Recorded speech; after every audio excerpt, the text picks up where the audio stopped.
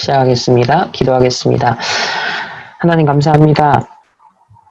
포스트 코로나 시간표 속에 저희들이 또 오직 유일성 재창조의 언약의 여정을 함께 인도받게 하시니 감사합니다.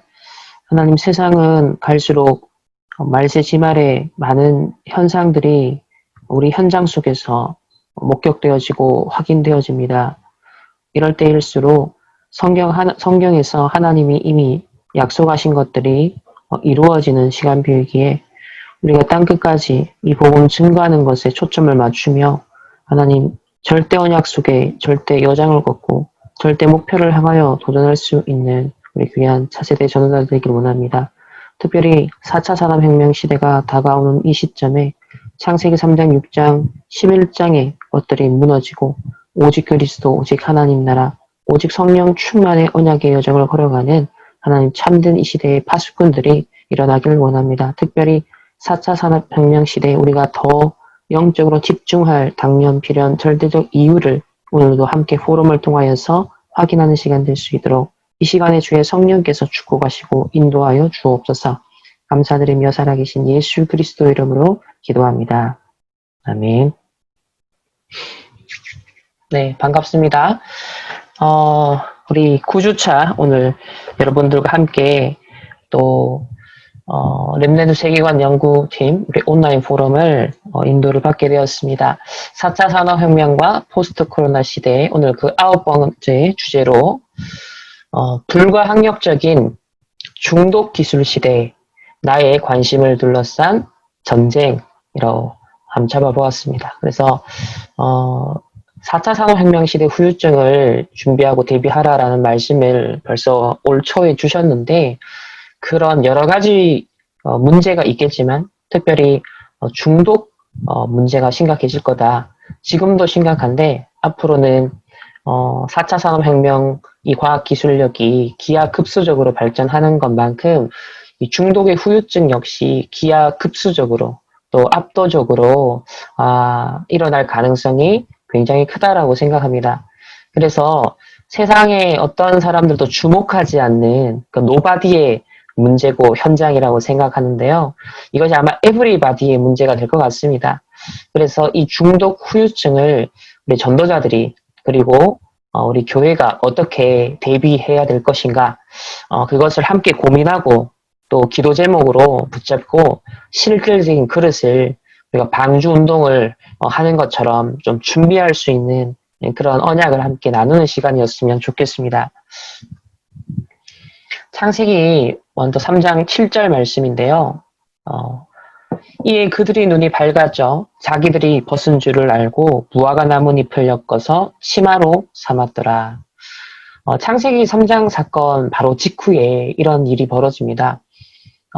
무화과 나뭇잎, 자신을 가리는 두려움과 수치심과 부족함을 가리고 또 채우기 위해서 무화과 나뭇잎을 엮어서 임시 방편으로 삼는 그런 인본주의 인생이 시작이 되어지죠.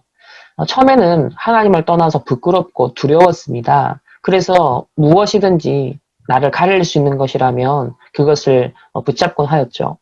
그런데 창세기 6장 2절을 보면요. 하나님의 아들들이 사람의 딸들의 아름다움을 보고 자기들이 좋아하는 모든 여자를 아내로 삼는지라. 이제 이 시점 되면 인류가 창세기 3장의 이 죄성을 가진 인류가 어떻게 더 영적인 문제 또 정신 육신 문제가 심화되어지는지를 보여주는데요. 저는 이 구절을 보면서 이거 중독이다라고 봤어요. 여기 보면 하나님의 아들들이 사람의 딸들의 아름다움을 보고 자기들이 좋아하는 모든 여자를 아내로 삼는지라. 그러니까는 우리 지금 뇌과학적으로 말하면 내가 좋아하는 모든 것을 취한다는 것이 결국은 일종의 중독이라고 볼 수 있거든요. 내게 쾌락을 줄 수 있고 도파민이 분출되고 내게 만족을 줄 수 있고 뭔가 재미를 느끼게 해줄 수 있고 사람들은 그 순간의 어떤 쾌락을 찾아서 끊임없이 파고들고 그것이 오늘날 어떤 면에서 중독으로 나타나고 있잖아요. 그 중독의 종류는 되게 많겠죠. 그 대상에 따라서 어떤 뭐 물질 중독일 수도 있고 사람 중독일 수도 있고 여러 가지 중독의 유형은 있을 수 있겠지만 어쨌든 내가 좋아하는 모든 것을 취하는 겁니다. 내가 만족할 수 있고 쾌락을 느낄 수 있고 뭔가 도파민이 분출될 수 있는 그 무엇을 계속 탐할 수밖에 없는 상태. 이게 저는 창세기 3장은 그래도 사건 이후로 부끄럽고 두렵고 그렇기라도 했지만 이 창세기 6장을 보게 되어지면은 더 이제 강화되어지는 죄성이 강화되어지는 그런 모습을 보게 되어지죠. 그러면 먼저 전도자의 우리 세계관을 계속 나누는데요. 영적 서밋의 세계관을 가져야 됩니다. 왜냐하면 4차 산업혁명 시대, 와, 기술이 발전하고 과학이 발전하고 편리하고 와, 뭔가 대단한 시대가 올 것만 같은, 그리고 한편으로는 직업을 잃어버리면 어떡하지? 내가 먹고 사는 문제가 해결 안 되면 어떡하지? 안 그래도 살기 너무 힘든데 야, 이 4차 산업혁명 시대는 내가 어떻게 해서 적응해서 살까? 보통은 이런 육신을 위해서 의식주 차원에서만 고민을 하고 질문을 하고 또 대비하고 혹은 기대하기도 합니다. 이건 세상 나라의 의식주의 관점에 지나지 않죠. 그러나 저와 여러분 구원받은 하나님의 자녀가 되었죠. 사단의 나라에서 이미 하나님 나라로 옮겨진 천국 백성이 되었습니다. 그렇기 때문에 우리는 하나님의 형상대로 지음받은 자로서 이 왕의 대리 통치자로서의 관점을 가져야 돼요. 그래서 사단의 나라가 네피림의 나라가 어떻게 지금 이 시간표 속에 이 시대 속에 구축되고 있는가? 포스트 코로나 속에서 사람들에게 어떻게 이 사단의 나라, 네피림 나라가 스며들고 있는가? 이게 정치, 경제, 사회, 문화 각 영역에 어떻게 구축되고 있는지 우리의 주된 관심사는 여기에 있어야 되지 않겠습니까? 바울이 전도하러 갈 때 사도행전 13장, 16장, 19장을 봤어요. 각 지역의 의식주 문제를 넘어서 어떻게 네피림화되고 있는가? 어떻게 사단이 역사하고 사람들을 속이고 있는가? 사실 그 포인트를 찾았거든요. 그러니까 기도하는 중에 어떻게 하죠? 하나님의 나라가 임할 때까지 기도하고 영적 싸움하면서 복음을 전합니다. 그래서 예수가 그리스도일 뿐만 아니라 왜 예수가 그리스도이셔야만 하는가? 그 예수 그리스도의 복음의 당연성, 필연성, 절대성을 선포하게 되어지고 결국은 그 현장에 역사하는 사단의 나라를 하나님의 나라로 탈환하는 바꾸는 그런 캠프를 했던 것을 우리 바울의 여정을 통해서 확인할 수 있죠. 그렇다고 할 때 이 바울이 21세기 4차 산업혁명 시대가 도래하고 포스트 코로나 시대를 살아가는 이 시점에 만약에 생존하였더라면 바울은 어떤 전도, 선교 전략을 펼쳤을까요? 어디에, 어떤 현장에, 어떤 관점으로 이 세상 현장을 바라보았을까요?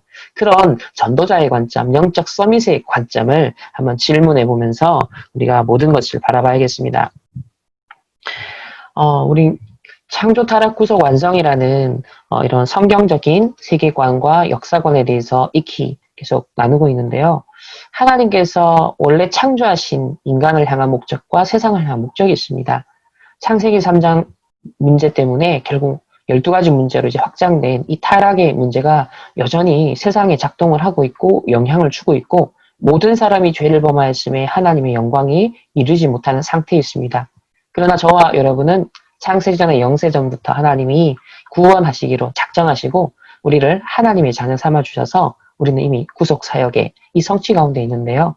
그러나 이 땅에 하나님의 나라가 완성되기까지 정말 그리스도가 재림하시는 그때까지는 완성되기 전까지는 계속 이미와 아직 그 사이 종말론적인 긴장관계가 현장에서는 발생하고 있죠. 그래서 천국 백성이지만 이 땅에 이 12가지 문제가 여전히 작동하고 있고 작용하고 있는 이 세상에 발을 내딛고 살아가기 때문에 이런저런 문제, 갈등 상황이 생길 수밖에 없는데요. 특별히 4차 산업혁명 시대를 맞이한 이 세상 현장에 정말 많은 유용한 것도 있고 많은 혜택도 있고 발전이 있겠지만 한편으로는 이 발전된 기술이 악용되어져서 더 많은 사람들이 중독될 수밖에 없고 더 많은 사람들에게 후유증을 일으킬 수밖에 없는 문제 또한 우리가 항상 동전의 이 양면성을 가지는 것처럼 암과 그다음에 빛이 있고 또 어둠이 있는 그런 그림자가 있는 그런 현장을 항상 동시에 볼 수 있어야겠습니다. 자, 그러면 오늘 이 중독 문제, 4차 산업혁명 시대 그런 중독 기술, 중독 경제라는 이런 내용을 가지고서 먼저 현장의 흐름을 살펴볼게요. 4차 산업혁명 시대가 다가오는 시점에 때마침 코로나19 사태가 지금 전 세계를 강타했습니다. 그리고 현재 진행형이고요. 모든 영역과 분야의 흐름이 상당히 급변했죠. 그래서 소위 전문가들은 4차 산업혁명을 한 5년 정도는 앞당겼다. 이 미래의 시간표를 상당히 5년 정도, 10년 정도 앞당긴 것이 바로 이 코로나 사태다라고 진단하기도 하더라고요. 그래서 코로나19 이전으로는 이제 되돌아갈 수 없다라는 분석이 대두가 되고 있습니다. 우리가 그리스도인들이 마땅히 누려야 할 예외의 축복마저 코로나19 사태 때문에 사회적 거리두기 차원에서 지금 시공간적인 제약을 많이 받고 있잖아요. 사실상 성도들의 신앙생활에도 큰 영향을 미치고 있습니다. 현재 정치, 경제, 사회, 문화, 교육 등 각계각층에서 소위 포스트 코로나에 대한 논의가 한창 뜨겁게 진행이 되어 오고 있는데요. 이 코로나 불안감이 다양한 형태로 표출되고 그 대안 마련에 많은 힘을 쏟고 있습니다. 금융권에서도 이 수장들이 한 말을 보시면요. 코로나19가 비대면 거래 확대 등 4차 산업혁명을 가속화시킬 거다. 포스트 코로나에 대비한 금융 혁신을 함께 고민하자. 코로나19 확산으로 대고객 서비스, 채널 운영, 리스크 관리 등 금융업의 기준이 바뀔 거다. 선 넘은 과감한 도전과 구체적 실행이 필요하다. 코로나19가 종식되어도 디지털 트렌드에 익숙해진 소비자들은 과거의 소비 방식으로 돌아가지 않을 것. 코로나가 바꿔놓을 새로운 세상을 빨리 준비해야 된다. 즉, 코로나19가 종식되더라도 이전으로는 돌아갈 수 없다. 상당히 변화된, 급변하게 된 이 상황에 적응하고 이 흐름이 상당히 이후에도, 포스트 코로나에도 영향을 미치게 될 것이다. 그래서 코로나가 아니었더라면 많은 것들이 결정되지 않았을 텐데 굉장히 빠른 시간 안에 섣불리 바른 걸 판단하고 결정하고 선택해서 실현하는 것들이 많이 있다라고 합니다. 그래서 그런 것들이 나중에 어떤 결과로 영향을 미치게 되어질지는 우리가 다 알 수가 없는 현 시점이죠. 그러다 보니 막 발빠르게 이 포스트 코로나의 새로운 표준 뉴 노멀이다 하면서 나름대로 정부도 각 지금 여러 가지 기관들에서도 지금 대책을 마련하는데 굉장히 급급한데요. 또 이런 중에 많은 기회를 또 찾기 위해서 사람들이 몸부림을 치고 열심히 살아가고 있습니다. 그러니까 이런 모든 것 속에 문제가 기회다, 문제가 또 위기가 기회다, 자 이런 걸 생각하고 있지만 그 차원이 육신의 차원에 그치고 있고 의식주 문제 해결하는 데 그치고 있다는 것이죠. 그래서 이 코로나, 포스트 코로나 이런 것 속에 분명 어떠한 위기가 있는지에 대해서도 우리는 영적 눈까지 볼 수 있어야겠고 그 기회라는 것조차도 전도자의 관점에서 기회를 볼 수 있어야 되겠습니다. 그래서 각 사업의 주체들도 또 연구하는 그런 단체의 어떤 주체들도 동일한 주제를 놓고 현재 고민을 하고 대책 마련에 현재 많은 고민과 또 연구를 하고 있고요. 또 책도 금방 쏟아지더라고요. 막 코로나와 관련해서 이후에 바뀌게 된 어떤 미래를 예측하는 많은 책들이 쏟아지고 있습니다. 한두 권 정도는 여러분들도 또 참고하시면 또 좋을 것 같고요. 특별히 이제 이 금융, 이 디지털 금융으로 많이 이제 전환되어지는 디지털 트랜스포메이션이 뜬다. 이런 것도 많이 화두가 되더라고요. 현재 디지털 기반의 비대면 기술을 적용한 구조적 혁신과 변화가 급속도로 이루어지는데 이 포스트 코로나 시대의 대응 역량 강화를 위한 강화를 위한 노력들이 지금 4차 산업혁명 시대를 역설적으로 굉장히 가속화시키고 있죠. 원래 가만히 있어도 4차 산업혁명 시대가 점진적으로 다가왔을 텐데 이 포스트 코로나에 적응하고 대비하다 보니까는 결과적으로는 이 4차 산업과 관련해서 많은 것들을 지금 건너뛰고 가속화시키고 있습니다. 경제적 측면에서 불확실성을 최소화할 수 있는 대안으로서 이 언택트와 관련 분야 그런 다양한 콘텐츠에 많은 관심과 투자가 지금 현재 집중적으로 이루어지고 있다고요. 그래서 성인 남녀 71%가 이 코로나19 때문에 언택트 소비를 많이 했다. 언택트 소비가 증가했다. 그리고 이제 거기에 발맞춰서 마케팅 전략도 언택트 마케팅이 트렌드다 해서 벌써 한 2달 전쯤에 막 이런 얘기들이 있었죠. 또 카카오 시총이 지금은 약간 떨어졌지만 한때 10위권까지 등극을 했습니다. 그래서 현대차를 제칠 정도로 이 언택트 기세가 만만치가 않았었죠. 심지어는 철강까지 밀어냅니다. 코로나가 시총 순위를 바꾸는데, 철강 산업을 밀어낼 정도로 지금 뭐 카카오라든지 또 NC소프트라든지 이런, 뭐 게임 산업이나 이런 무형의 어떤 자산들, 이런 것들이 굉장히 많이 뜨게 되었죠. 그래서 언택트 산업 주가가 한때 날개 달고 지금도 상당히 지금 높은 상태에 책정이 되어 있습니다. 정부 기업 언택트 산업 키우자 한 목소리를 냈었고, 또 문화, 영화, 투자 위축 속에 게임은 두각을 나타내고, 그러다 보니까 게임 산업이 미래의 먹거리라고 해서 집중, 육성을 하겠다. 또 업계에서 철수하고 있던 VR이 오히려 포스트 코로나의 유망 산업으로서 가능성이 대두가 된다. 그러니까 영화, 게임 외에도 산업과 교육 측면에서 앞으로 이게 에듀테크라 그래서 이런 4차 산업의 많은 기술력들을 활용한 이제 교육 컨텐츠 또 교육 시스템 이런 것들을 마련하는 산업들도 앞으로 뜨게 될 것이다라고 하고 있더라고요. 또 애플도 얼마 전에 가상현실 생중계 기업인 넥스트 VR을 인수했다고 합니다. 아시다시피 넷플릭스는 엄청나게 지금 거대해졌고 46조 원을 투자해서 콘텐츠를 만들어서 더 많은 시청자들을 더 오래 잡아두기 위해서 엄청나게 공세적으로 공격적으로 투자를 했는데 때마침 코로나 시간표를 만나는 바람에 뭐 엄청나게 사실 흥행을 하게 되죠. 또 한국인이 또 많은 시간을 가장 많이 쓰는 앱이 유튜브인데 심지어 TV보다도 이제는 더 많이 활용을 합니다. 그래서 디지털 콘텐츠 결제 3배가 넘었다. 50대, 60대마저도 이런 가상 공간에서 콘텐츠를 소비하는 그런 돈들이 더 많이 이렇게 늘어났다고 해요. 그리고 또 외국을 보면 호주는 보면 이제 술, 마약, 그러니까 집에 방콕을 하다 보니까 술 중독, 마약 중독에 많이 빠진 사람들이 더 많았다. 그리고 홈술족도 더 많이 늘어났다. 그리고 아이들이 스마트 기기에 이제 뭐 초등학교 1학년도 스마트 기기를 가지고서 교육을 받아야 되는 상황이 생기다 보니까 뭐 수업만 듣지 않고 자연스럽게 이제 다른 인터넷을 통해서 다른 컨텐츠에 또 접속하기도 하고 또 빈 시간, 빈 공간에 아이들이 이제 다른 것에 노출되는 상황들이 생겨났죠. 그러다 보니까는 뭐 하루 종일 스마트폰에 빠져 있다, 애들이 인터넷에 빠져 있다 이런 걸 호소하는 지금 부모들도 있습니다. 청소년 3명 중 1명이 스마트폰 중독이다. 심지어는 게임이 중독되어서 이 코로나 상황에서 자기가 게임의 캐릭터처럼 부활을 할 줄 알고 6층에서 뛰어내린 이런 11살짜리 소년이 또 있었다고 합니다. 사실은 게임이 얼마 전까지만 해도 게임 중독이 질병으로 분류되려고 했는데 이제는 게임을 미래의 먹거리다. 그래서 게임하라는 것을 오히려 지금 진흥하고 있는 그런 상황이에요.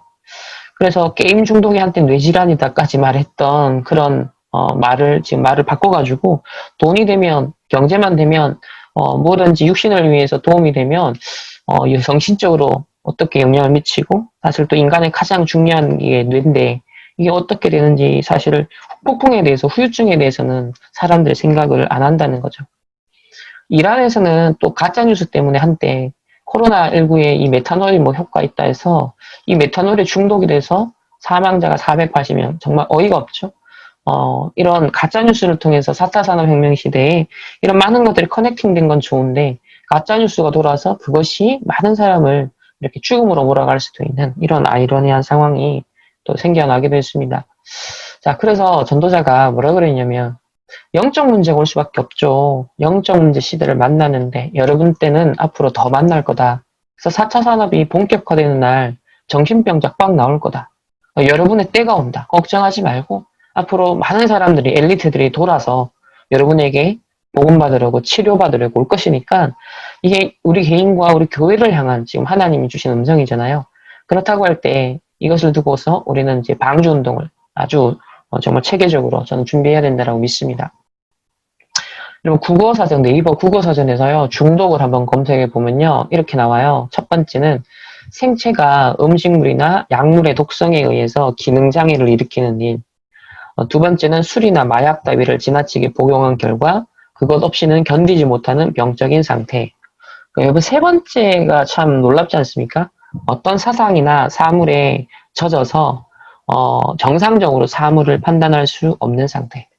그래서 4차 산업혁명 시대에 이런 중독 기술이 발전함에 따라서 이러한 유형의 중독이 더 심화가 되어 것이다. 특별히 세 번째, 이 기계 문명의 중독들. 그래서 어떤 사상이나 사물에 젖어버려 정상적으로 사물을 판단할 수 없는 상태에 있는 사람들이 급속도로, 기하급수적으로 늘어날 것이다. 4차 산업혁명 시대 속에서 포스트 코로나와 언택트 문화가 가속된다면 이 심화될 현장의 문제가 과연 무엇일지를 저는 질문을 하게 되었고요.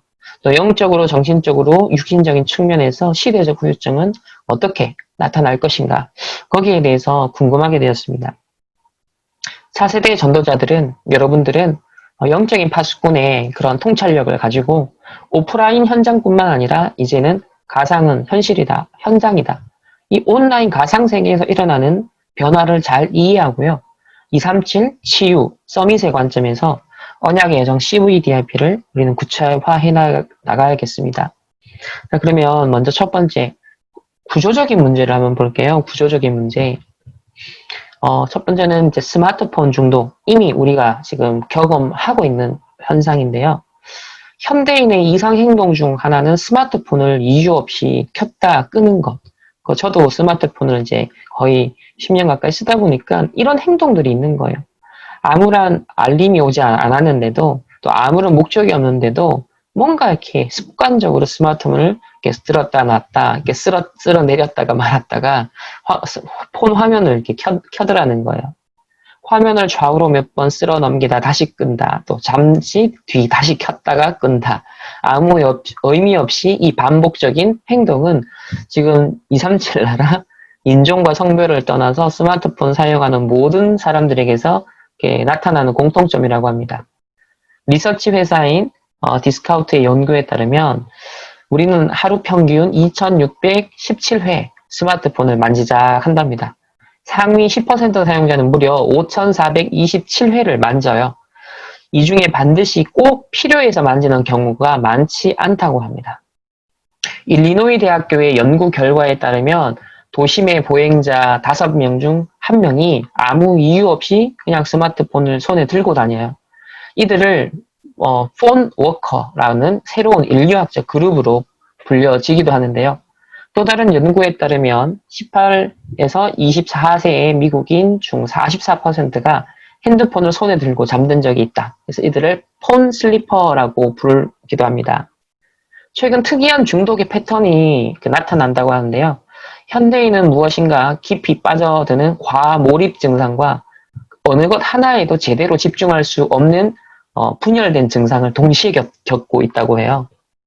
그러니까 서로 상반된 증상인 이런 빈지 워칭과 주의력 결핍 장애 상태가 동시에 나타나는데요. 넷플릭스 드라마 몰아보기에서 유래한 단어가 바로 빈지 워칭인데요. 이것이 이제 다른 이 포스트 코로나 상황에서 많은 것들을 이제 몰아서 보고 중독되고 미디어에 중독되는 이 현상. 그런데 많은 걸 집중해서 보는 것 같은데 사실은 제대로 그걸 또 집중하지 않는 상태. 오늘날 사람들은 스마트폰이란 새로운 TV를 강박적으로 쳐다봅니다. 특히 소셜미디어를 켰을 때 과격하게 빈지 워칭을 해요. 이미 모든 뉴스를 다 확인한 뒤에도 소셜미디어를 떠나지 못하고요. 뉴스 피드를 잡아당겨 새 소식을 쥐어 짜내거나 또 타임라인 아래로 무한히 내려가면서 지난 소식을 파고듭니다. 이제 다 본 것 같아서 소셜미디어를 나간 뒤에도 잠시 뒤 또 돌아와요. 이게 지금 정말 애 어른 상관없이 아마 많은 분들이 공감할 텐데요. 흥미로운 것은 그 빈지 워칭을 하는 동안에도 집중을 못 한다는 거예요. 이 스마트폰 화면에 깊게 몰입해 있는 동안에도 하나의 페이지만 보는 게 아니라 이 페이지, 저 페이지, 이 어플, 저 어플을 왔다 갔다 하면서 끊임없이 막 다른 화면을 오간다는 거예요. 말은 막 멀티로 한다라고 하는데, 멀티태스킹이라고 하는데, 실제로 뇌는 건너뛰기를 한다는 거죠. 하나하나에만 다시 집중하도록 되어 있는 게 뇌의 기능인데, 막 이렇게 건너뛰는 동안에 여기저기 페이지를 왔다 갔다 하는 동안에 이 집중력은 분산될 수밖에 없다라고 해요. 인스타 사진을 올리는 중에 스냅챗 스토리 조회수를 확인하고 또 유튜브를 보면서 메신저를 확인하고 통화하면서 트위터를 읽고 이런 과몰입과 주의력 결핍 이런 아이러니한 역설적인 두 가지가 이 현대인들이 함께 겪어가고 있는 행동장애다라고 합니다. 앞으로 더 심화될 것 같습니다. 자, 그러면 현재까지 스마트폰도 이 정도의 지금 중독, 우리로 하여금 주의력을 분산시키고 집중력을 이렇게 많이 이렇게 가로막는 그런 역할을 하잖아요. 그럼 어른들도 예외가 아닌데 지금 자라나는 세대, 지금 우리 청소년들은 정말 심각하잖아요. 그런데 문제는 이 4차 산업혁명에 발전되어지는 많은 과학기술력들이요. 아주 의도적으로 아주 동기가 중독 지향적인 기술이 세팅이 되고 있습니다. 눈을 뗄 수 없을 정도로 스크린에 몰입해 있지만 동시에 극단적으로 산만하다. 이 현대인의 중독은 스마트폰 중독, 소셜미디어 중독, 또 인터넷 중독 등 다양한 이름으로 표현이 될 수 있는데요. 하지만 이러한 진단은 중독의 지극히 일부만을 설명할 뿐입니다. 현대인의 중독은 보다 더 근본적인 데 있는데요. 즉 우리를 둘러싼 기술 자체가 지금 중독되어 있습니다. 이는 기술이 주는 편리함에 중독되어 있다는 뜻이 아니에요. 오늘날 기술은 사용자가 더 많이, 더 오래 쓰도록 하는 중독성을 하나의 기능으로 탑재하고 있다는 거예요.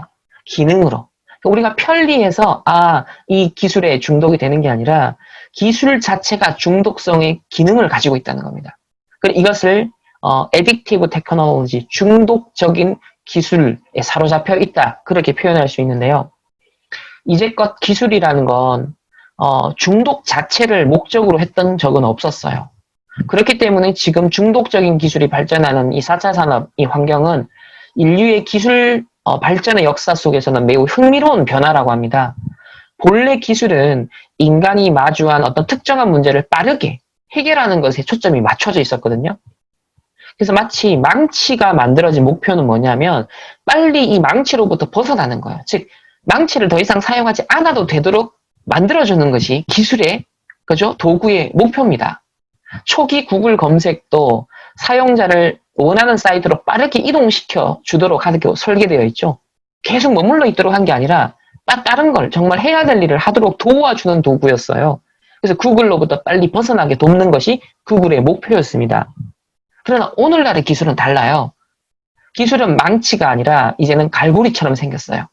기술은 사용자들이 빠져들게 하고 묶어두게 하는 것을 그래서 후킹 하는 거죠. 훅 한다고 하죠. 그것을 목표로 하고 있습니다. 소프트웨어나 하드웨어가 상당수가 그렇고요.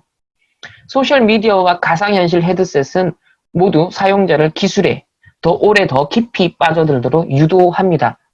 결국 기술에서 벗어나지 못하게 그런 중독적인 기술, 그러니까 이런 것에 중독시키는 것이 오늘날의 기술의 궁극적인 목표라는 거예요.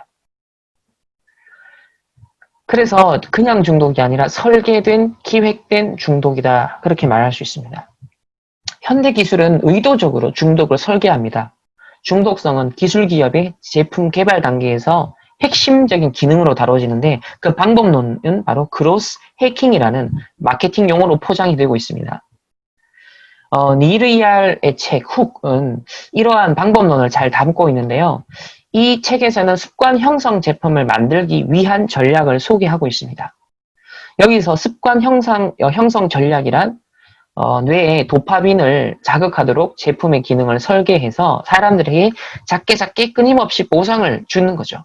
그 제품을 사용할 때마다 뇌의 보상 경로를 활성화시켜서 결국 지속적으로 그 제품에 묶어두는 거예요. 중독되게 만드는 겁니다.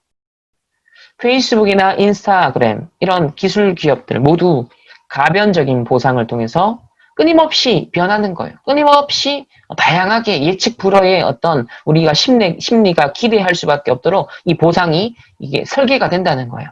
그래서 자사 제품을 습관적으로 사용하게 만든다. 가변적인 보상이란 보상의 규모와 시기가 예측 불가능한 보상을 뜻하는데요. 보상이 예측 불가이기 때문에 보상에 대한 기대 심리는 더욱 강화되고 사람들은 보상을 위한 행동을 반복적으로 수행하게 됩니다. 인스타그램은 이러한 심리를 이용했다는 루머에 휩싸였는데 실제 그랬습니다.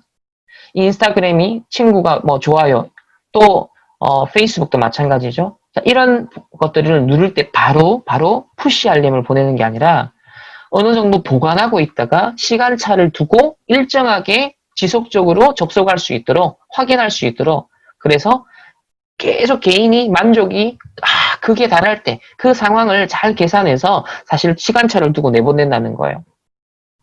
좋아요를 나눠 보내는 것은 사용자로 하여금 이 인스타그램에 페이스북에 반복적으로 방문하게 만드는 유인이 됩니다. 이것은 가변적 보상을 활용한 바로 그로스 해킹에 해당이 되는데요. 자, 그러면은 이걸 좀 더 넘어가서 마인드 해킹이다라고까지 볼 수 있는데요. 심리학자 스키너의 비둘기 실험에서 유래한 가변적 보상은 그로스 해킹에 앞서서 오랫동안 인간 심리를 알아내려는 목적으로 활용이 되었는데요. 대표적으로 도박장에서 그게 이용이 되었습니다. 슬롯 머신을 당길 때 5달러가 당첨될지 5,000달러의 잭팟이 터질지 모르는 이런 예측 불가능성은 이 레버를 반복적으로 잡아당기게 만들었어요. 오늘날의 기술이 바로 이 4차 산업의 기술이 슬롯 머신과 같은 원리로 설계되고 있다는 거예요. 인스타그램의 알림 시스템과 슬롯 머신의 잭팟 시스템이 동일합니다. 이러한 그로스 해킹은 결국 인간의 심리를 조작하는 마인드 해킹이라고도 불려줄 수 있는 거죠. 더 많이, 더 오래 사용하게 만드는 이런 중독적인 기술은 우리의 정신세계를 다양한 방식으로 교란합니다. 좋아요를 획득하기 위해서 현대인이 겪는 정신적인 혼란은 굳이 설명이 할 필요가 없어. 사실 저와 여러분이야 그리스도 이 복음으로 뭐 누릴 수 있고 힘을 얻을 수 있고 만족할 수 있는 비밀이 있다 보니까 사실 복음을 누리고 기도의 비밀을 누리는 만큼 이것으로부터 자유할 수 있어요. 물론 이것도 활용할 수도 있겠죠. 그러나 불신자들은 오로지 육신을 위해서 살고 사람의 시선을 위해서 살고 창세기 3장, 6장, 11장의 이 동기 속에 갇혀있는 사람들은 사실 SNS라든지 이런 많은 것들이 중독될 수밖에 없는 자신의 정체성을 거기서 찾고 자신의 어떤 인생의 존재감을 거기서 찾는 남의 타인의 시선을 늘 의식하면서 많이 사람들이 이렇게 혼란을 느끼게 되어지고 더 정신적으로 불행해질 수밖에 없는 또 그러한 악순환이 벌어지고 있죠. 중독 기술은 우리를 끊임없이 초조하고 불안하게 만듭니다. 중독 기술의 악영향은 기술업계의 당사자들마저도 인정을 하는데요. 페이스북 초기 이사회 의장이었던 시언 파커는 이렇게 말합니다. 이 소셜미디어가 우리 아이들의 두뇌에 어떤 영향을 미칠지는 오직 신만 알고 있다. 그러니까 지금 이제 막 10년이 흘러가는데요. 소셜미디어를 통해서 사회적 안정을 얻으려는 욕구와 행동이 위험 수준에 점점 이르고 있습니다. 그러니까 실제로 이게 뇌에 우리 후대들의 생각과 마음, 정신, 그리고 육신에 무슨 영향을 미치는지 아직 다 검증을 할 수 없고, 근데도 이거는 사용을 하고 있어요, 아이들이. 그러니까 이게 이 후폭풍, 후유증이 이제 나중에 더 결과로 나타나겠죠. 그래서 실리콘밸리의 유명 투자자인 이 조시 엘머는 사실 실리콘밸리의 테크 기업들에 투자를 해서 돈을 버는 사람임에도 불구하고 이 중독 기술에 대해서 날카로운 비평을 던졌는데요. 뭐라고 그러냐면 이 오늘날 기술 업계는 마치 과거에 이 담배 업계가 거짓말을 계속했잖아요. 이 담배와 암의 관계. 이게 아무 관계 없다. 계속 거짓말을 했거든요. 근데 담배와 암의 관계가 규명되기 이전에 그런 거짓말에는 담배 업계와 같다는 거예요, 현재. 그리고 이런 중독 기술의 후유증을 우리는 사실은 어렵지 않게 예상을 할 수 있는데요. 중독 기술의 악영향에 관련된 영국 왕립 공중보건학회 연구에 따르면요. 페이스북과 인스타그램 등 소셜미디어를 자주 사용하는 사람들은 우울증과 불안증을 겪을 가능성이 더 높다고 합니다. 미국 서던 캘리포니아 대학교의 연구에 따르면 이 스마트폰 같은 디지털 미디어 기기를 자주 이용하면 실제로 이런 ADHD처럼 주의력 결핍 장애가 발현될 가능성이 있다고 하고요. 그러니까 이런 집중력을 흐리게 만들고 이런 주의력이 분산되어지는 것이 실제 스마트폰이나 이 미디어와 직접적으로 관계가 있다. 아울러 우리의 관심을 끊임없이 사로잡는 스마트폰의 푸시 알림과 이 메시지 같은 행동 유도 기능은 개인의 집중력을 심각하게 저하시킨다라고 이 연구 결과들이 나오고 있습니다. 우리가 방해를 받은 뒤 원래의 집중력을 복구하는데 23분이 걸린답니다. 즉 여러분의 업무 중에 심지어는 예배 때도 이 스마트폰을 막 만지작할 때 있거든요. 근데 페이스북 알림을 확인하려고 1분을 쓰면 사실상 다시 집중하기 위해서는요 23분이 더 걸려요. 그러니까 24분을 소모하게 된다는 것이죠. 우리 렘넌트의 학업, 우리가 드리는 예배 이럴 때 오로지 정말 집중한다는 것. 근데 쉽지 않은 거예요, 이제. 스마트폰을 심지어는요 옆에 두는 것만으로도 우리 집중력이 분산된다는 거예요. 왜? 뭐가 왔을까 궁금하기 때문에 우리 뇌가 그쪽에 에너지를 쓴다는 거예요. 그러니까 오롯이 집중하지 못한다는 거예요. 그래서 다른 방에 놔두지 않고 스마트폰을 뭐 호주머니나 아니면 책상에 놔두는 것만으로도 집중력을 빼앗긴다라고 많이 밝히고 있습니다. 특별히 제가 최근에 이제 이 책 인스타 브레인이라는 책을 이제 다 읽었는데요. 이 책을 여러분도 한번 봤으면 좋겠어요. 제가 찾던 책이었어요. 이 스마트폰이 실제 뇌에 어떤 영향을 미치는지 이 스웨덴의 의사가 쓴 책입니다. 우리나라 상황과 스웨덴이 굉장히 비슷해요.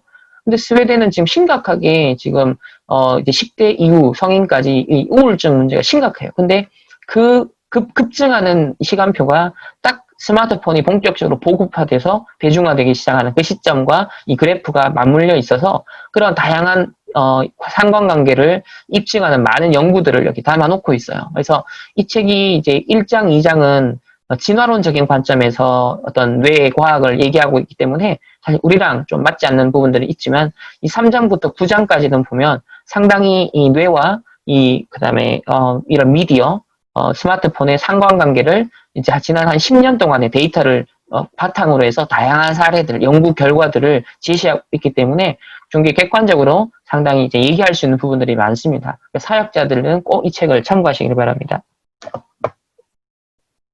자, 흥미롭게도 인간은 이러한 외부적 방해를 받으면 받을수록 또 스스로 집중력을 흐리게 만드는 경향을 강화시킨다라고 해요. 같은 연구에 따르면 3분에 한 번씩 우리가 딴짓한다는 거예요. 온전한 집중력을 유지하기란 점점 힘들어집니다. 그래서 현대인의 집중력은 CPA, 그러니까 지속적으로 파편화된 주의력 상태가 되어가고 있다는 거예요. 계속 조각조각 나고 있다는 거예요. 우리의 집중력 자체가. 그러나 우리 인간이 하나님의 형상대로 지음받아서 오직 할 때 엄청난 이 집중력을 발휘하고 창의력을 발현할 수밖에 없는데 창세기 3장 때문에도 이게 파괴가 되었고 또 이제는 이런 기술력을 통해서도 우리 집중력이 강탈될 수밖에 없는 그런 설계된 중독 가운데 빠질 수밖에 없는 그런 파편화된 주의력 상태가 우리 자신을 포함해서 우리 후대들이 계속 이렇게 되고 있다는 겁니다. 그러나 사실 10대 때는 뇌가 여전히 풍성하게 발전되어지고 이게 풍성하게 이렇게 많은 좋은 것들이 먼저 각인돼야 되는데 이 주의력 분산 상황이 많이 생기다 보니까 이 뇌에도 상당히 좀 역기능이 발휘될 수 있기 때문에 특히 초등학교 입학 전에는 이 미디어와의 정말 좀 싸움이 많이 필요한 것 같습니다. 중독 기술을 극복하려는 움직임과 목소리가 이 실리콘밸리 내부에서도 사실 좀 일어나고 있는데요. 구글에서 제품 매니저로 일했던 트리스탄 해리스는 실리콘밸리에서 윤리적인 디자인을 위한 운동을 펼치고 있습니다. 해리스는 기술이 매일 20억 인구의 생각과 신념을 조종하고 있다. 심지어 종교나 정부보다 영향력이 더 크다라고 그렇게 경고를 하는데요. 페이스북의 그 좋아요 버튼을 만든 저스틴 로젠스타인은요, 좋아요가 인간 심리에 부정적인 영향을 준다는 점을 인정했습니다. 현재 그는 이제 페이스북을 떠나서 페이스북을 최소한만 사용하고 있다라고 해요. 사람들에게 모든 종류의 푸시 알림을 끄라고 추천하는데요. 이와 같은 주체적인 차단이 모든 현대인들에게 필요하다라고 역설합니다. 그래서 저도 모든 알림은 다 꺼놓는데요. 이것만으로도 상당히 많이 도움이 되더라고요. 근데 이 알림, 푸시 알림을 계속 켜놓으면 순간순간에 정말 확인하고 싶게 되고 자꾸 들여다보게 되어지고 정말 주의력이 분산되는 상황이 되는데 우리 랩런트는 뭐 예외가 없겠죠. 어른들도 그러니까요. 그리고 이제는 아예 이것이 관심을 먹고 사는, 관심을 가지고서 돈을 버는 아예 관심 경제가 되고 중독 경제가 대두가 되는 시점입니다. 이 관심의 경제학이 부상하면서 중독적인 기술이 등장했는데요. 경제학자 허버트 사이먼이 처음 정의했던 이 관심의 경제학이라는 개념은 사람의 관심이 곧 돈이 되는 경제 시스템, 관심을 획득하기 위해서 기업이 경쟁하는 경제 시스템을 의미했습니다. 그러니까 이 개념이 예를 들면은 과거와 다르게 우리가 너무 선택해야 될, 쇼핑해야 될 대상도 너무 많고 신발만 하더라도 브랜드가 너무 많잖아요. 옷을 고르러 가도 내가 선택 장애가 있을 정도로 너무 종류가 많은 거예요. 예를 들면 뭐 햄버거 먹으러 가도 종류가 너무 많은 거예요. 그 앞에서 막 한참 뭉클으면서 그러니까 우리의 관심을 분산시킨 게 너무 많으니까 이 주의력, 관심을 끌 수 있는 그걸 위해서 가장 경제적으로, 가장 효율적으로 이런 것을 이제 생각해야 된다. 이런 것으로 시작된 게 바로 이 관심의 경제학이었어요. 사이먼이 셀 수 없이 많은 미디어, 또 서비스, 콘텐츠가 스스로에 대한 관심을 넘어서 아예 중독을 시키기 위해서 경쟁을 하고 있는, 이런 의도적으로 중독시키기 위해서 기술 자체가 중독성을 띠고 있는 현재의 상황을 직접 목격했더라면 아마 관심의 경제학이 아니라 중독 경제다. 그렇게 아마 말을 했을 겁니다. 오늘날 사람들이 소비할 수 있는 정보의 양은 폭발적으로 증가했지만 그 사람들이 쏟아낼 수 있는 관심의 양은 여전히 한정되어 있잖아요. 우리 뇌라는 기능 자체가 시간도 그렇고 그러다 보니까 이 테크 기업들, 기술 기업들은 우리의 한정된 사람들의 한정된 자원인 이 관심이라는 파일을 먹기 위해서 경쟁을 치열하게 하고 있다는 거예요.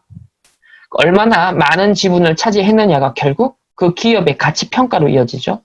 더 많은 사람들의 관심을 확보해야 더 많은 수익이 이어지는 그런 상황이기 때문에 오늘날 경쟁이 치열할 수밖에 없습니다. 페이스북은 주주 설명회에서 항상 자사 서비스의 이용 시간이 증가되었음을 보고를 하고요. 이미 유튜브 채널 시청 시간은 TV를 앞지르는 상황이 되어버렸습니다.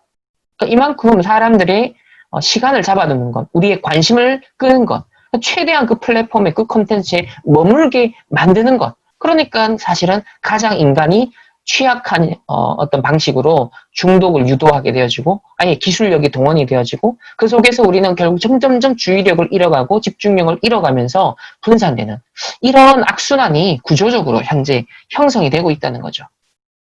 넷플릭스는 좀 더 공격적인 이야기를 하는데요.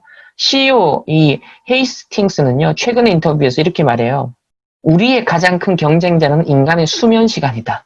이 말은 뭐예요? 잠자는 시간까지 줄이게 만들어서 사람들의 관심을, 여러분의 관심을, 시간을 빼앗아 가겠다는 거예요.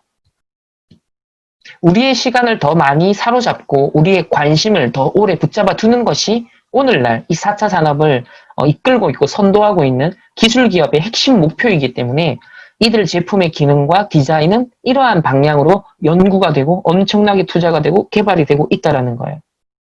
빨간색 좋아요, 알림 버튼, 또 가변적인 또 보상 구조, 또 다음 시리즈를 자동으로 재생해주는 기능 등 이런 모든 거 하나다가 철저한 이러한 것을 연구한 것을 바탕으로 사실 기능이 만들어졌다는 겁니다. 우리 모두의 한정된 관심을, 시간을 지속해서 빼앗고 잡아두기 위한 그런 중독적인 장치라고 할 수 있겠죠. 그래서 관심의 경제는 곧 중독 기술을 낳을 수밖에 없는 구조를 형성하는 겁니다.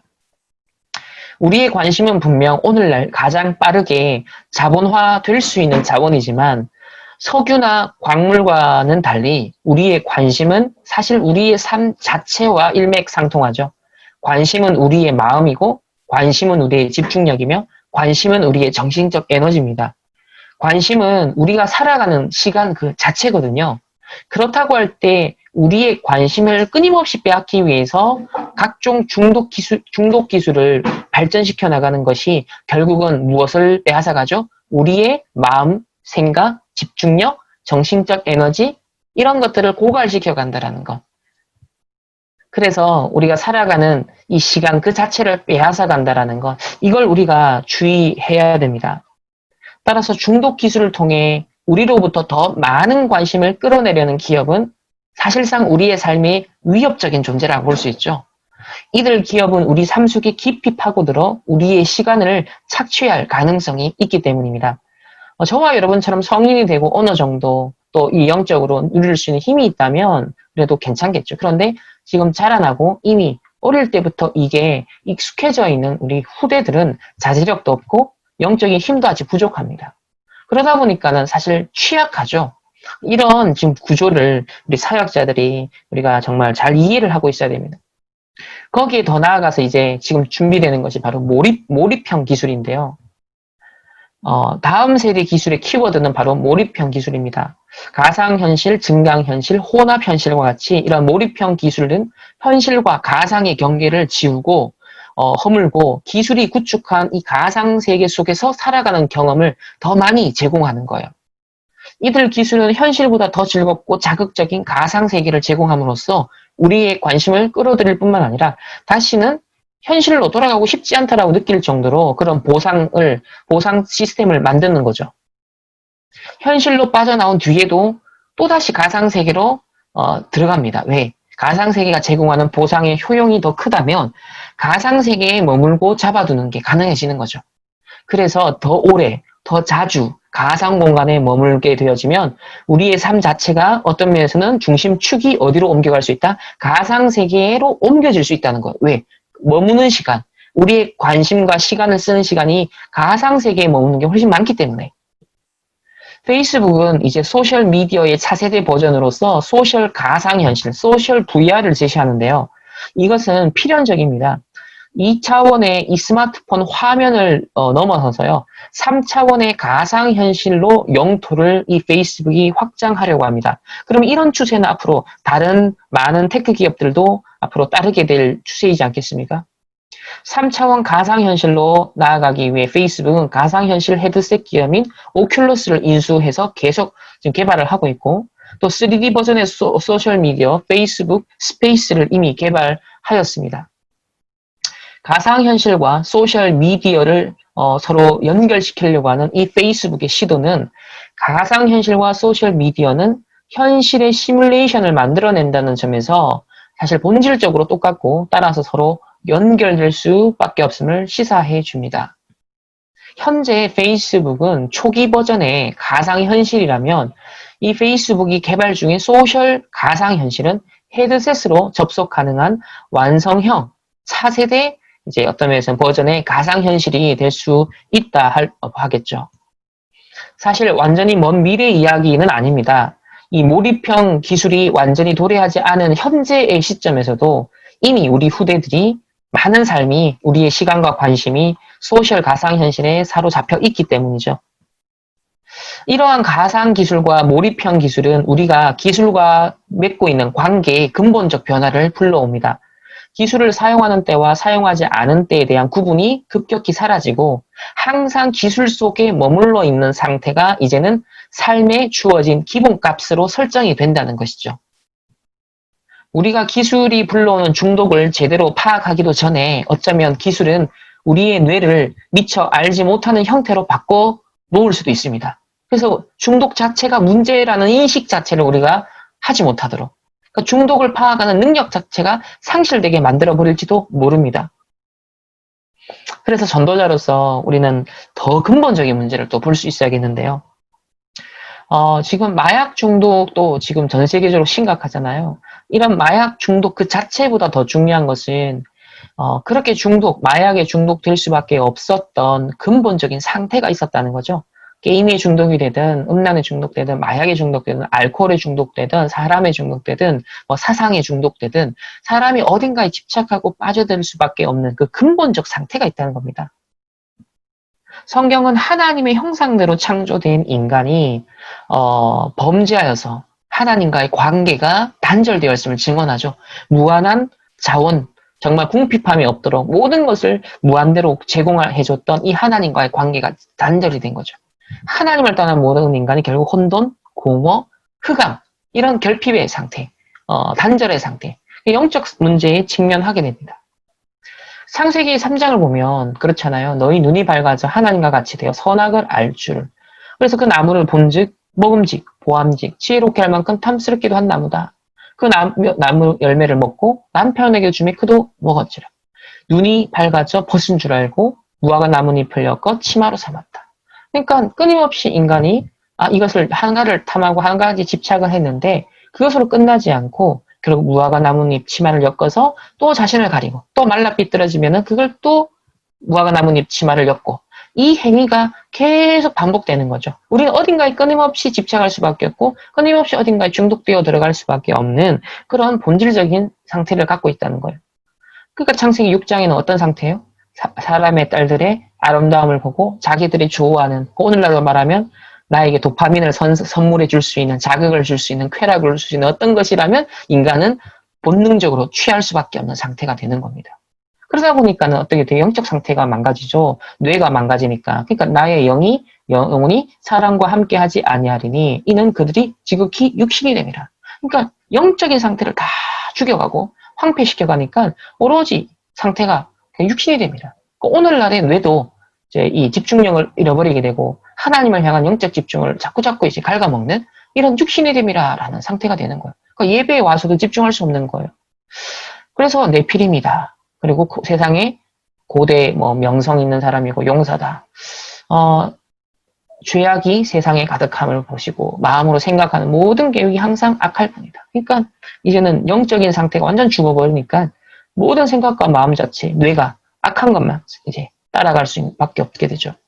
창세기 11장도 보면 언어가 하나고 말이 하나다. 그러면서 이제 거류하기 시작하는데 서로 말하되 자 아주 능동적으로 적극적으로 표현되어 있습니다. 벽돌로 돌을 대신하고 역청으로 지능을 대신하고.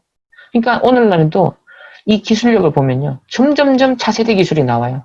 처음에는 이걸로 만족했는데 더 보완하고 더 이 기술력, 이 테크 기업들이요. 처음에는 벽돌 수준의 기술력을 자랑하다가 이제는 돌로 하고요. 역청을 하다가 이제는 지능을 대신해서 역청으로, 벽돌로 돌을 대신하고. 이렇게 기업, 이 기술은 우리의 집중력을 빼앗아가고 관심을 빼앗아가는 이런 기가 막힌 기술력들은 계속 발전되는 중에 점점점 중독될 수밖에 없는. 그래서 이 바벨탑을 계속 쌓아갑니다. 사람들의 어떤 영적 황폐함이 계속 쌓여가고 있습니다. 과학기술력이 이 4차 산업의 중독 기술이 또 중독 경제가 구조적으로 계속 쌓여져 가고 있습니다. 결국은 어느 순간이 되면 다 흩어짐을 당할 수밖에 없고 다 이렇게 분산될 수밖에 없고 분열될 수밖에 없는 바벨탑은 무너질 수밖에 없는 거죠. 그래서 결론적으로 우리는 이러한 지금 단순히 게임 중독이다, 뭐 미디어 중독이다, 스마트폰 중독이다. 우리가 지금 몇 년째 이런 걸 놓고 씨름을 하고 있잖아요. 우리 청소년 전도신학원의 사역을 저도 계속 하는데 이것과의 싸움이죠. 우리 특히 청소년들 같은 경우는. 그런데 지금 그 정도가 아니라 아예 이런 테크 기업들이 기술적으로 의도적으로 정말 마케팅 차원에서 아주 이런 알고리즘을 형성하고 있고 조금이라도 우리의 시간과 관심을 빼앗아가기 위해서 그래야 수익이 창출되기 때문에 이런 컨텐츠가 너무 많이 넘쳐난다는 거예요. 바로 이런 시대에 황폐되어가고 영적 집중력을 상실할 수밖에 없는 시대에 우리는 전도자로서 반드시 집중을 해야겠습니다. 바울이 로마를 본 것처럼 앞으로 3단체가 이끌 성공을 내다보고 대비해라 했습니다. 근데 3단체가 가져올 실패가 있다고 했습니다. 틀림없이 온다. 그때 이 3단체를 통해서 시대적 위기가 온다. 이게 2013년 10월 8일 새가족 사역자 수련의 1강 말씀이었거든요. 그래서 이걸 막아줘야 된다. 바울은 이것을 막았다. 바울의 후손들, 렘넌트들, 또 전도자들이 일어나서 250년 만에 이걸 끝냈다. 이런 흐름을, 시대적, 미래의 흐름을 읽고 있어야 된다. 이런 걸 대비해야 된다라고 전도자가 이미 말씀했어요. 저도 이걸 나중에 좀 확인하게 됐는데요. 전도자는 너무 정확한 말씀을 주시는구나. 지금 알아야 될 중요한 부분이 앞으로 3가지 후유증이 온다. 원래 하신 말씀이잖아요. 3단체를 비롯해서 종교 후유증. 앞으로 지식이 굉장히 높아지고 4차 산업이 더 커지기 때문에 지식의 후유증이 생긴다. 또 경제의 후유증이 생긴다. 그러니까 이 중독 경제가 발전하니까 경제 후유증이 온다. 특히 3단체 후유증이 심각하고 4차 산업 시대에 완전히 심각한 후유증이 온다. 그렇기 때문에 우리가 지난번에도 말씀 나눴지만 많은 것들이 하나님의 형상을 갉아먹고 많은 것들이 황폐되게 만드는 이 시스템이 만들어지고 있기 때문에 우리는 더더욱이나 거꾸로 하나님의 형상을 온전히 회복하는 것에 집중이 필요합니다. 좁은 의미의 이 그리스도의 의와 진리의 거룩함을 회복하는 건 그리스도의 영정만 하면 끝나요. 그래서 그리스도 하나님 나라 성령 충만이 나의 천명, 소명, 사명이 되어지고 그리고 이 땅에 살아가면서 이제 새로운 피조물로서 재창조가 되었잖아요. 그래서 우리가 당연, 필연, 절대적인 것을 분별하고 일심전심 지속하게 되어지고 오직 유일성 재창조를 누리게 되어지는데 사실상 보세요. 이 중독 기술의 환경에 노출이 되어서 중독 경제에 편입이 되어져서 그 속에서 이 중독 상태가 계속 심화가 되어지면 당연한 걸 잃어버리게 되고 필연적인 걸 놓치게 되고 절대적인 것을 절대 할 수 없습니다. 결국은 일심하지 못하죠. 전심하지 못하죠. 지속할 수 없어요. 결국은 오직 유일성 재창조는 절대 불가능합니다. 이렇게 우리 후대들의 상태를 만드는 게 사단의 노림수 아니겠습니까? 구원은 빼앗아갈 수 없어요. 언약은 빼앗아갈 수 없어요. 그러나 이 시대의 정복자로서 정말 하나님 나라를 이루고 이 시대를 정복하고 다스릴 수 있는 그러한 축복들을 빼앗아가고 누리지 못하게 사단은 속일 수 있거든요. 결국 렘넌트가 무너지면 교회가 앞으로 무너지겠죠. 그러면 전 세계 복음화되는 것은 어떤 면에서는 딜레이 되겠죠. 더뎌지겠죠. 그래서 사단은 이 그리스도 하나님 나라 성령 충만의 본질적인 언약을 빼앗아갈 수 없으니까 우리의 지성과 감성과 의지, 언어, 도덕 이런 넓은 의미의 하나님의 형상의 이 영역에서 공격하게 들어옵니다. 특별히 뇌. 이건 뇌가 다 직접 관계된 거잖아요. 결국 뇌를 황폐화시키고 뇌를 어떤 면 무력화시켜버리면 이 지성, 감성, 의지, 언어, 도덕적 능력은 자동으로 상실이 되거든요. 약화되거든요. 그러니까 그리스도 하나님 나라 성령 충만의 집중 속에서 우리의 지정의가 당연 필연 절대 일심전심지소 오직 유일성 재창조를 계속 강화시켜가고 회복해가는 거. 이거 넓은 의미의 정복자로서 이제 이 넓은 의미의 하나님의 형상을 점점점 회복해감으로써 이제 기능 서밋이 되죠. 그러다 보면 어떻게 되죠? 결국은 문화 서밋, 24, 25 영혼, 각인 뿌리 체질을 치유하고 바꿀 수 있는 세상 만물에 대한 통치권을 발휘할 수 있는 그런 하나님의 대리 통치자로서 왕의 형상, 하나님의 형상으로 우리가 우뚝 서게 되거든요. 근데 오늘날 이런 원래 인간의 상태, 하나님의 형상을 온전히 회복하는 것이 참으로 어렵게 만드는 이런 과학기술, 중독기술, 중독경제가 우리 후대들을, 우리 자신들을 둘러싸고 있다라는 이러한 시대적 현주소를 우리는 정말 사실적으로 인식을 해야 된다. 그래야 이 포스트 코로나 시대에 이런 부분이 점점점 지금 빼앗겨가고 있는 거구나. 이런 부분이 점점점 우리가 강탈당하고 있는 것이구나 라는 걸 분별하면서 우리 자신부터도 정말 또 시대가 악한 것을 분별하면서 깨어서 우리가 그리스도 하나님 나라 성령 충만 이 로고스의 이미 성경의 압축적인 이 언약을 가지고서 하나하나 우리가 62가지의 삶을 시작해야겠습니다. 그래서 이 62가지 전체 그리고 21가지의 이 본질을 회복하기 위해서 이것을 현장화 시대적으로 전달하기 위해서 이 62가지의 삶을 우리에게 주신 건데요. 이거 하나하나가 우리의 집중의 주제가 되고 우리가 치유의 주제가 되고 우리가 어떤 면에서 뇌를 구성하는 시스템이 이렇게 돼야 되는 거죠. 뇌의 기능, 뇌가 관심을 가져야 되고 우리의 관심을 쏟아야 되는 것은 바로 이러한 주제들입니다. 여기에 우리의 관심과 시간과 경제와 에너지를 쏟아야 되는데 사실 이런 거 하나하나가 우리에게 도파민을 어떤 면에서는 행복과 어떤 만족과 정말 즐거움과 평안함을 줘야 되는데 사단은 자꾸 세상적인 것, 육신적인 것, 그런 발전, 임시적인 것, 무화과 나무의 치마로서 순간순간 어떤 면에서 갈증을 해소하게 만드는 것에 우리를 정말 시간과 경제와 많은 걸 빼앗아가는 걸 보게 되거든요. 그래서 우리가 62가지의 이 전도자의 삶의 내용이 우리 뇌 기능이 형성하고 어떤 뇌 하나님 형상을 회복하는 그런 어떤 내용들, 주제들이 꼭 되기를 우리가 소망합니다. 그래서 어떤 플랫폼이 필요하냐면 옛 운명을 새 운명으로 바꾸는 안식적 플랫폼이 필요하다. 각인과 뿌리와 체질을 바꿔주는 치유 플랫폼이 필요하다. 참된 힘을 얻도록 하는 플랫폼이 필요하다. 특별히 뇌도 힘을 얻어야 되거든요. 그러니까 호흡을 하라는 이유도 호흡만 해도 사실 뇌가 굉장히 힘을 얻습니다. 그래서 우울한 사람도 이렇게 호흡을 하게 되었을 때 그 많은 뇌가 힘을 얻게 되어져서 이런 부분들이 상당히 효과가 있잖아요.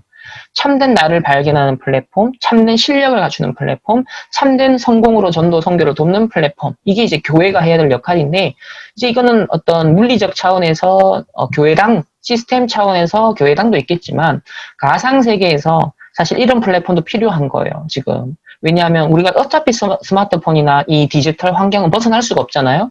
이게 우리가 지금 우리의 삶의 일부가 되었기 때문에 그렇다고 할 때 창세기 3장, 6장, 11장의 기능만 가져다 주는 그래서 하나님의 형상을 자꾸 깨뜨리고 어떤 면에서는 이건 많은 집중력을 분산시키는 그래서 영적 서밋의 축복을 잘 누리지 못하도록 만드는 플랫폼 너무 많은데 이 영적 서밋을 도와주는 플랫폼, 가상세계의 어떤 플랫폼이 너무 없는 거예요.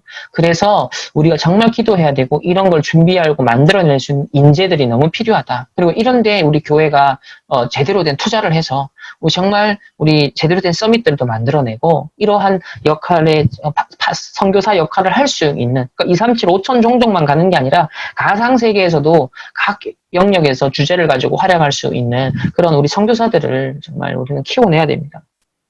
그런 것들을 정말 다 하기 위해서 우리가 다 담아내기 위해서 선지자적인 역할을 하는 237 시스템 성전이 필요하고 제사장적인 치유 역할을 감당하는 그런 치유 성전 또 왕적 역할을 회복하는 우리 서밋 성전이 너무 필요해요. 그래서 이 가상 공간에도 이런 플랫폼이 이런 성전이 저는 필요하다라고 믿고요. 지금까지 본 그런 분산시키고 분열시키는 그런 많은 환경 속에 저와 여러분부터 먼저 왜 영적 서밋 타임을 가지려고 하시는지 왜 영적 집중적으로 조금만 단을 쌓아라 왜 하시는지 그런 시대적인 이유를 다시 한번 생각하면서 앞으로 이런 걸 모르고 계속 적응하고 휩쓸려가는 많은 사람들이 황폐해질 겁니다. 정신적으로 고갈을 느끼게 되겠죠. 결국은 내면에도 창세기 3장, 6장, 11장의 흑암운동 공허가 작용하겠고 외부적으로도 각종 중독 기술, 우리의 관심을 끌어가고 빼앗아가는 아주 기가 막힌 알고리즘들이 이제 작용을 할 거예요. 그러니까 외부적으로도 문제고 내면적으로도 문제고 이것이 만나져서 결국은 더 많은 중독 속으로 빠지고 더 많은 집착 속으로 빠질 수밖에 없는 그러한 이제 구조가 악순환 구조가 만들어진다는 것이죠. 그래서 전도자가 사탄과 3단체, 이 4차 산업혁명 시대에 이끄는 주역들이 가져가 버린 이 6가지 도구를 우리는 치유와 서밋을 위해 237 나라를 살리기 위해서 지금 이 6가지 도구를 되찾아와야 되겠습니다. 정말 네피림 지렛대로 인재를 장악해버린 3단체, 명상으로 이 다 빼앗아가버린 이 3단체, 정말 이것을 오직 그리스도로 다 회복해야 되고 3단체와 12가지 문제, 이거 틀린 캠페인 운동을 하고 메시지 세계관 전쟁을 하고 있는 그들에게 정말 하나님의 나라를 이루는 우리는 심부름 그릇을 준비하겠고, 그리고 이런 트랜스미션, 정신병, 중독, 질병, 각종 지금 막 분열될 수밖에 없는 변질을 일으키는 이런 상황에 우리는 집중, 정말 오직 성령이 될 수 있는. 그래서 이걸 위한 플랫폼도 필요하고 작품도 필요하며 이것을 전 세계 아웃소싱 할 수 있는 이런 도전을 두고 우리가 30년을 우리가 정말 준비하고 달려가야겠고요. 그런 의미에서 이런 연장선상에서 바로 우리는 커버넌트, 언약을 잡고 이 시대의 현장의 흐름을 보고 미래의 흐름을 보고 비전을 보며 이것 때문에 나는 중직자로서, 나는 목회자로서, 나는 학생으로서, 나는 랩넨트로서 나의 것, 나의 현장을 더 구체화해 가야겠습니다. 결국 인도받는 건 하나님의 말씀과 기도를 통해서 계속 실현해 나가겠고 우리의 작은 것들이 쌓여서 우리가 또 포럼들을 통하여서 결국 중요한 인생 작품을 하나님이 남기게 하실 줄 믿습니다. 오늘 포럼 주제는요. 구속사의 여정 속에 우리가 경험 중인 이 포스트 코로나 시대는 4차 산업혁명 시대를 더욱 앞당기는 지렛대 역할을 하고 있습니다. 특히 언택트 문화가 보편화됨에 따라 디지털 플랫폼과 콘텐츠 산업이 미래의 안정된 먹거리로 크게 주목받고 있죠. 하지만 아무도 주목하지 않는 숨겨진 문제가 있습니다. 빈 곳이 있습니다. 사각지대가 있습니다. 사람들의 한정된 관심을 확보하기 위해서 치열한 경쟁 속에 중독 기술이 끊임없이 발전되고 있는데요. 과연 어떤 후유증이 뒤따르게 될까요? 또 전도자가 대비해야 될 부분에 대해서 우리가 함께 포럼을 나누도록 하겠습니다. 제가 한번 기도하고 마치겠습니다. 하나님 감사합니다.